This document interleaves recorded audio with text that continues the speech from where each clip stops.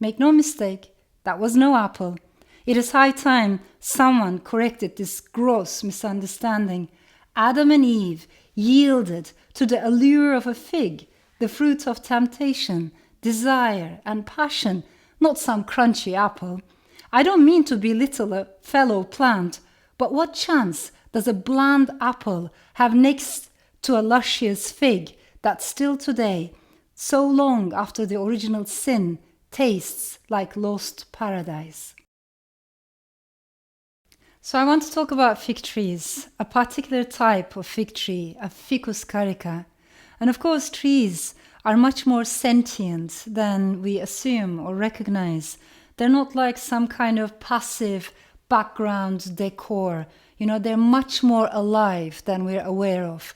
And even though there has been a remarkable body of work about trees, especially in the last decades, there's still so much we haven't discovered about trees and the complexities of plant life, both over the ground, but also under the ground. And especially, in my opinion, fig trees sustain entire ecosystems.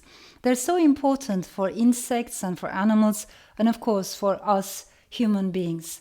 In my latest novel, The Island of Missing Trees, there is a Ficus carica, there is a fig tree, a she tree, a female tree, and this is how she speaks. She narrates parts of the story throughout the book. I am a Ficus carica, known as the edible common fig, though I can assure you there's nothing common about me. I'm a proud member of the great mulberry family. Originating in Asia Minor, I can be found across a vast geography, from California to Portugal and Lebanon, from the shores of the Black Sea to the hills of Afghanistan and the valleys of India. Fig trees, those who know us will tell you, have long been regarded as sacred. In many cultures, spirits are believed to reside inside our trunks, some good, some bad, and some undecided, all invisible to the uninitiated eye. Others claim that every genus of ficus is in truth a meeting point, a gathering place of sorts. Under, around, and above us they mass, not only humans and animals, but also creatures of light and shadow. There are plenty of stories about the way the leaves of a banyan tree, a relative of mine, can all of a sudden rustle in the absence of even the slightest breeze, while other trees remain motionless. When the entire universe seems to stand still, the banyan stirs and speaks, a thickening in the air like a premonition. It is a spooky sight, should you ever see it happen. Humans have always sensed there was something uncanny about me and my kind.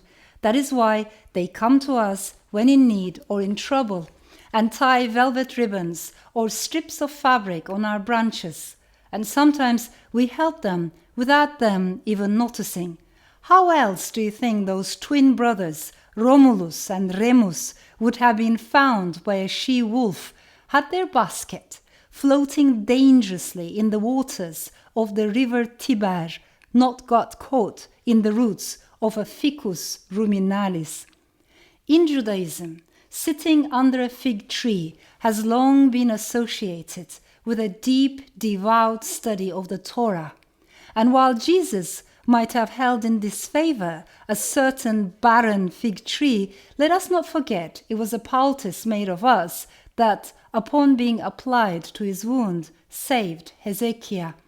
The Prophet Muhammad said the fig was the one tree that he wished to see in paradise. There's a surah with our name in the Quran.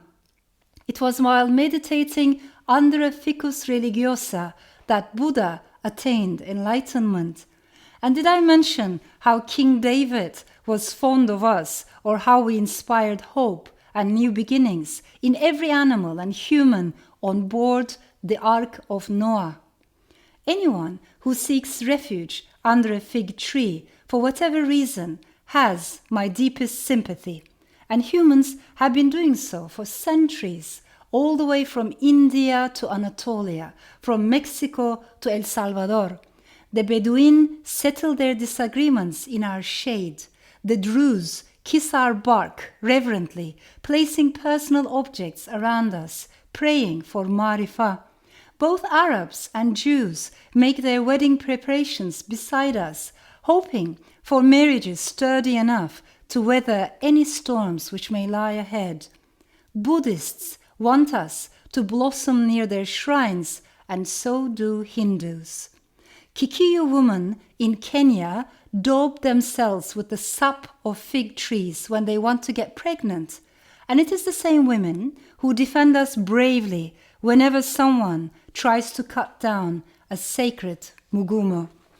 Now I need to tell you that this tree, this female tree, is also a tree in love, but unusually she's in love with a human being, a botanist, a scientist called Kostas Kazantzakis. And this is the part where she talks about love.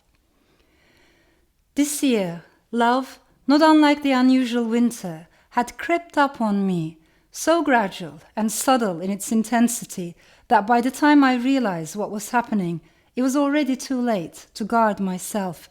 I was stupidly, pointlessly besotted with a man who would never think of me in an intimate way. It embarrassed me, this sudden neediness that had come over me, this deep yearning for what I could not have. I reminded myself that life was not a trade agreement, a calculated give and take, and not every affection needed to be returned in kind. But the truth was, I just couldn't stop wondering what would happen if Kostas Kazantzakis were to reciprocate someday, if a human were to fall in love with a tree.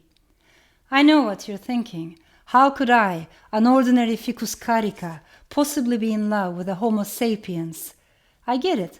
I'm no beauty, never been more than plain looking. I'm no sakura, the dazzling Japanese cherry tree with its winsome pink blossoms extending in 4 directions, all glitz and glamour and swagger. I'm no sugar maple, aglow in stunning shades of ruby red, saffron orange and golden yellow, blessed with perfectly shaped leaves, a total seductress. And I'm certainly no wisteria, that exquisitely sculptured purple femme fatale.